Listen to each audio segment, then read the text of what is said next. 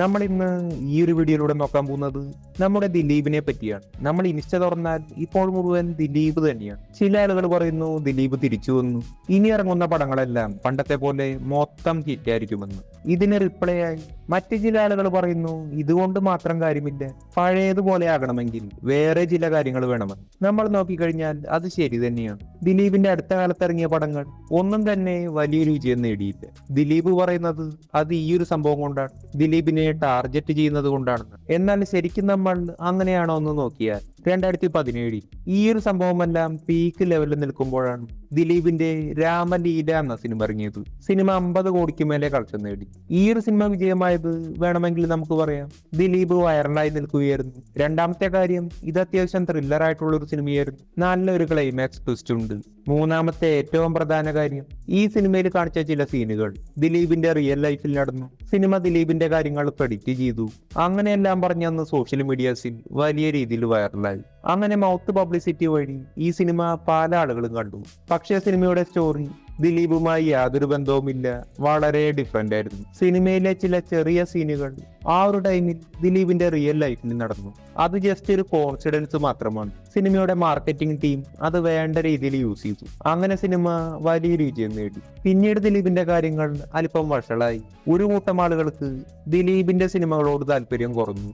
അപ്പോഴും മറ്റൊരു കൂട്ടം ആളുകൾ ദിലീപിന്റെ ഡൈഹാർഡ് ഫാൻസ് തന്നെയായിരുന്നു. നമുക്കൊരു 50% കൂട്ടാം. താല്പര്യമില്ലാതെയായ ആളുകൾ 50%, താല്പര്യമുള്ള ആളുകൾ ഒരു 50% തന്നെ. പിന്നീട് ഇറങ്ങിയ സിനിമയാണ് കമാര സംഭവം. ഇത്രയൊക്കെ കാര്യങ്ങൾ നടക്കുമ്പോഴും ഈ ഒരു സിനിമയ്ക്ക് ഹൈപ്പിനൊരു കുറവും ഉണ്ടായിരുന്നില്ല. ട്രെയിലർ കണ്ടിട്ട് തന്നെ ഈ സിനിമയ്ക്ക് നല്ലൊരു ഹൈപ്പ് ഉണ്ടായിരുന്നു. അങ്ങനെ പടം റിലീസായി. സിനിമയ്ക്ക് ഫാൻ ഷോസും ഉണ്ടായിരുന്നു. ഈ സിനിമയ്ക്ക് ഒരു മിക്സഡ് റെസ്പോൺസ് ആണ് കിട്ടിയത്.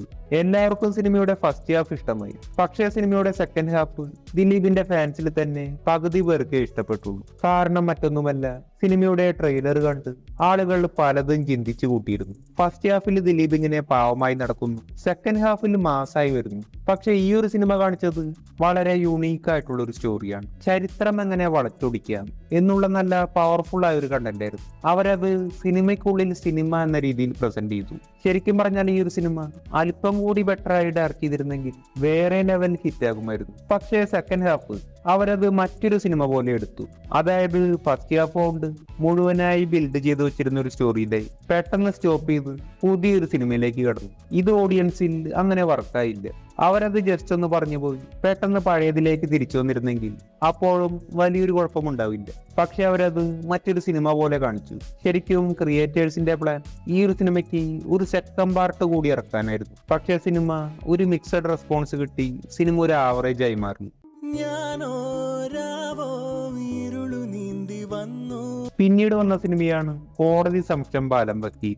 ഈ ഒരു സിനിമ വലിയൊരു വിജയം നേടിയില്ലെങ്കിലും ഈ ഒരു സ്റ്റോറിക്കനുസരിച്ചുള്ള വിജയം നേടിയ സിനിമയാണ്. ഹിറ്റ് സിനിമ തന്നെയായിരുന്നു. പിന്നീട് ശുഭരാത്രി എന്ന സിനിമ വന്നു. ഇതിലെ നായകൻ ദിലീപ് ആയിരുന്നില്ല, സിദ്ദിഖായിരുന്നു.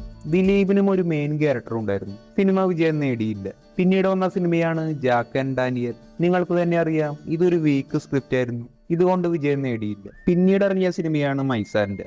ഇത് അത്യാവശ്യം കണ്ടിരിക്കാൻ പറ്റുന്ന ഒരു നോർമൽ ഫാമിലി സിനിമയായിരുന്നു. പക്ഷെ ഫാമിലി ഓഡിയൻസ് കുറഞ്ഞതും ആ ഒരു ടൈമിൽ റിലീസായ മറ്റ് ക്ലാഷ് സിനിമകളും ഇതിനെ നന്നായി ബാധിച്ചു. ഈ ഒരു സിനിമയും വലിയൊരു വിജയം നേടിയില്ല.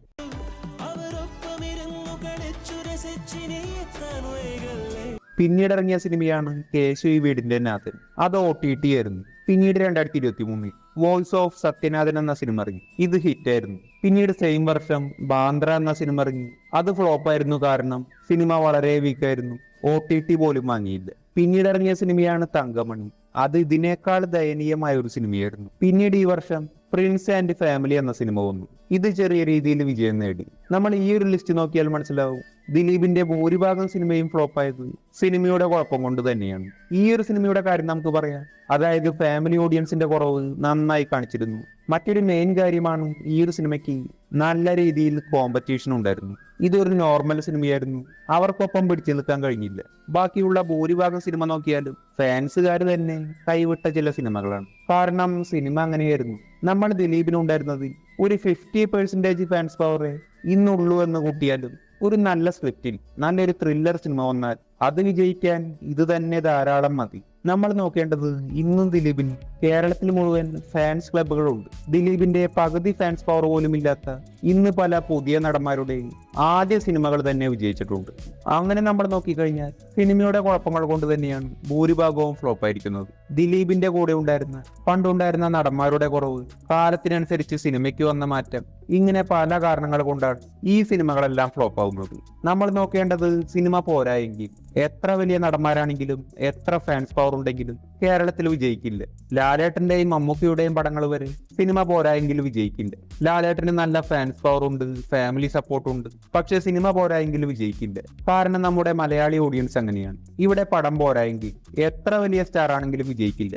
തമിഴിലോ തെലുങ്കിലോ ആണെങ്കിൽ പടം പോരായെങ്കിൽ നടന്മാരോടുള്ള ഇഷ്ടം കൊണ്ട് അവരത് പിന്നെയും കാണും. അപ്പോൾ ദിലീപ് നിലവിൽ ഫ്രീ ആയെന്ന് കരുതി പഴയതുപോലെയാകുമെന്ന് പറയുന്നത് ഒരു ഡൗട്ട് തന്നെയാണ്.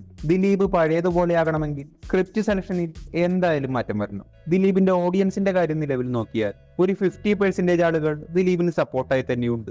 ബാക്കി ഒരു 50% ദിലീപ് അങ്ങനെ ചെയ്തു എന്ന് വിശ്വസിക്കുന്നവരാണ്. നമ്മൾ നോക്കിക്കഴിഞ്ഞാൽ ദിലീപ് അങ്ങനെ ചെയ്തു എന്ന് പറയാൻ കഴിയില്ല, ചെയ്തിട്ടില്ല എന്നും പറയാൻ കഴിയില്ല. കാരണം ഇനി ഇത് മേൽക്കോടതികളിലേക്കാണ് പോകുന്നത്. കീഴ്ക്കോടതി വെറുതെ വിട്ട കേസുകൾ, മേൽക്കോടതി പൂട്ടിയ സംഭവങ്ങൾ ഒരുപാടുണ്ട്. ആ ഒരു ടൈം ആകുമ്പോഴേക്കും തെളിവുകൾ കൊണ്ടുവന്ന സംഭവങ്ങളുണ്ട്. അപ്പോൾ ഒരു ഫൈനൽ റിസൾട്ട് വരാതെ നമുക്കൊന്നും പറയാൻ കഴിയില്ല. ചിലപ്പോൾ അങ്ങനെ ചെയ്തിട്ടുണ്ടാവാം, ചിലപ്പോൾ ചെയ്തിട്ടുണ്ടാവില്ല. നമ്മൾ 99% ആളുകൾക്കും നടന്മാരെ പേഴ്സണലി അറിയില്ല. നമ്മൾ കണ്ടിട്ടുള്ളത് സ്ക്രീനിലാണ്. നമ്മൾ നടന്മാരുടെ ഇന്റർവ്യൂസ് കണ്ടിട്ടുണ്ട്, സിനിമകൾ കണ്ടിട്ടുണ്ട്. നമുക്കിഷ്ടം സിനിമയിലെ നടന്മാരുടെ ക്യാരക്ടേഴ്സിനെയും ആ സിനിമകളുമാണ്. നമ്മൾ ആ നടനെയാണ് ഇഷ്ടപ്പെടുന്നത്. റിയൽ ലൈഫ് വ്യക്തി എങ്ങനെയാണെന്ന് നമുക്ക് ആർക്കും അറിയില്ല. ചിലപ്പോൾ നല്ലതായിരിക്കാം, വില്ലനായിരിക്കാം. ഒരു കൺക്ലൂഷൻ വരാതെ നമുക്കൊന്നും പറയാൻ കഴിയില്ല. പക്ഷെ ഇവിടെ സിനിമ വിജയിക്കണമെങ്കിൽ അത് ദിലീപ് തന്നെ വിചാരിക്കണം. സ്ക്രിപ്റ്റ് സെലക്ഷൻ ബെറ്റർ ആക്കണം. വേണമെങ്കിൽ പുതിയ പുതിയ എക്സ്പെരിമെന്റുകൾ ട്രൈ ചെയ്യാം. ത്രില്ലർ സിനിമകൾ, ഇൻവെസ്റ്റിഗേഷൻ സിനിമകൾ, ഹൊറർ സിനിമകൾ. അങ്ങനെ സിനിമ ബെറ്റർ ആയാലേ സിനിമ വിജയിക്കുകയുള്ളൂ. ദിലീപിന്റെ വരാൻ പോകുന്ന സിനിമ നല്ലൊരു സിനിമയാണെങ്കിൽ എന്തായാലും വിജയിക്കും. അങ്ങനെ സിനിമ വിജയിച്ചാൽ ലാലേട്ടനുള്ളത് കൊണ്ട് അല്പം കൂടുതൽ കളക്ഷനും കിട്ടും. പക്ഷെ പടം പോരായെങ്കിൽ നമ്മൾ മലയാളി ഓഡിയൻസ് ആണ്. ലാലേട്ടൻ ഉണ്ടെങ്കിലും വിജയിക്കണമെന്നില്ല. OTT ആവുമ്പോൾ എയറിൽ കയറ്റി വിടുകയും ചെയ്യും. അപ്പോൾ ഈ സിനിമ നന്നായി വരുമെന്ന് പ്രതീക്ഷിക്കാം. നമ്മളെല്ലാവരും ലോക സിനിമ കണ്ടതാണ്. ആ ഒരു സിനിമയിൽ ഇല്ലാത്ത നീലിയുടെ യഥാർത്ഥ സ്റ്റോറി നമുക്ക് നോക്കാം. കേരളത്തിലും തമിഴ്നാടിനും ഇടയ്ക്കുള്ള നാഗർകോവിൽ എന്ന സ്ഥലത്ത് പഴകന്നൂർ എന്നൊരു ഗ്രാമം ഉണ്ടായിരുന്നു. ആ ഒരു ഗ്രാമത്തിൽ കാർവേണി എന്നൊരു സ്ത്രീ ഉണ്ടായിരുന്നു. കാർവേണി ഒരു ദേവദാസിയായിരുന്നു. ഈ ഒരു കാർവേണിയുടെ മകളായിട്ടാണ് നീലി ജനിക്കുന്നത്. അന്നത്തെ പേര് അല്ലി എന്നായിരുന്നു. അല്ലിക്ക് വളരെ സൗന്ദര്യമുണ്ടായിരുന്നു. അല്ലി അവിടെയുള്ള ശിവക്ഷേത്രത്തിൽ സ്ഥിരമായി പോകുമായിരുന്നു. ഈ ഒരു ശിവക്ഷേത്രത്തിൽ നമ്പി എന്നു പേരുള്ള ചെറുപ്പക്കാരനായ ഒരു പൂജാരി ഉണ്ടായിരുന്നു. നമ്പി വളരെ ഉയർന്ന കുടുംബത്തിൽ ജനിച്ചവനായിരുന്നു. പതുക്കെ പതുക്കെ ഇവർ തമ്മിൽ ലവ് ആവുകയാണ്.